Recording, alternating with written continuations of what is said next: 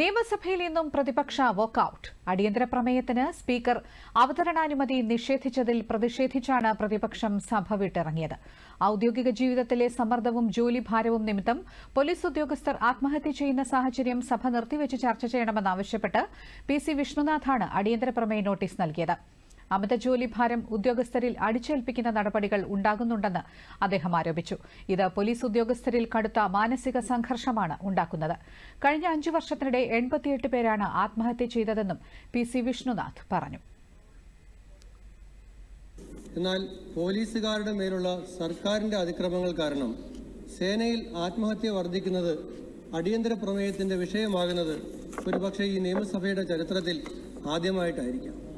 ആവശ്യത്തിന് സേനാ അംഗങ്ങളെ വിന്യസിക്കാതെ അമിത ജോലിഭാരം അടിച്ചേൽപ്പിക്കുന്നത് സ്റ്റേറ്റ് സ്പോൺസേഡ് അട്രോസിറ്റിയാണ്. അത് മനുഷ്യാവകാശ ലംഘനമാണ്. അതുകൊണ്ടുകൂടിയാണ് ഈ വിഷയത്തിൽ മനുഷ്യാവകാശ കമ്മീഷൻ സ്വമേധയാ കേസെടുത്തത്. കഴിഞ്ഞ 5 വർഷത്തിനിടയിൽ സേനയിലെ ഒഴിവുകൾ നികത്തുന്നതിന് PSCയിൽ റിപ്പോർട്ട് ചെയ്യുന്ന നടപടി ഉണ്ടാകുന്നില്ലെന്ന് പ്രതിപക്ഷ നേതാവ് വി.ഡി. സതീശൻ കുറ്റപ്പെടുത്തി. പ്രയാസങ്ങൾ, അവരുടെ അമിതമായ അവർക്ക് മീതെ ഉണ്ടാകുന്ന സമ്മർദ്ദങ്ങൾ, ഇതെല്ലാം നമ്മുടെ ലോ ആൻഡ് ഓർഡർ നടത്തിക്കൊണ്ടുപോകുന്നതിനെ ബാധിക്കുകയാണ്. പോലീസ് സ്റ്റേഷനിൽ ചെല്ലുന്ന സാധാരണക്കാരനെ അത് ബാധിക്കുകയാണ്. അവർക്കുണ്ടാകുന്ന ദേഷ്യവും പ്രയാസവും വിഷമവും എല്ലാം അങ്ങോട്ട് പോവുകയാണ്.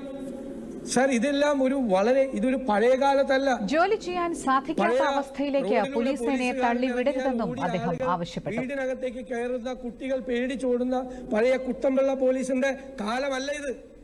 പോലീസ് ഉദ്യോഗസ്ഥരുടെ മാനസിക സംഘർഷം കുറയ്ക്കുന്നതിന് വിവിധ പ്രവർത്തനങ്ങൾ നടന്നുവരുന്നതായി മുഖ്യമന്ത്രി പിണറായി വിജയൻ മറുപടി നൽകി.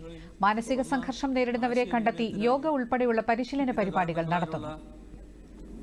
മാനസിക സമ്മർദ്ദം ലഘൂകരിക്കുന്നതിനും മുതിർന്ന പോലീസ് ഉദ്യോഗസ്ഥരെ ഉപയോഗിച്ച് മെന്ററിംഗ് സംവിധാനം ഏർപ്പെടുത്തിയിട്ടുണ്ട്. കേരള പോലീസ് ആക്ട് സെക്ഷൻ 104 വ്യവസ്ഥ പ്രകാരമുള്ള പോലീസ് വെൽഫെയർ ബ്യൂറോ രൂപീകരിച്ചിട്ടുണ്ട്. പോലീസ് ഉദ്യോഗസ്ഥൻ പാറശാല സ്വദേശി മദനകുമാറിന്റെ ആത്മഹത്യ കുടുംബ പ്രശ്നങ്ങൾ കൊണ്ടാണെന്ന് മുഖ്യമന്ത്രി വ്യക്തമാക്കി. വിഷയം സഭ നിർത്തിവെച്ച് ചർച്ച ചെയ്യേണ്ട സാഹചര്യമില്ലെന്ന് മുഖ്യമന്ത്രി പറഞ്ഞു. മുഖ്യമന്ത്രിയുടെ മറുപടിയെ തുടർന്ന് സ്പീക്കർ അടിയന്തര പ്രമേയത്തിന് അവതരണാനുമതി നിഷേധിച്ചു.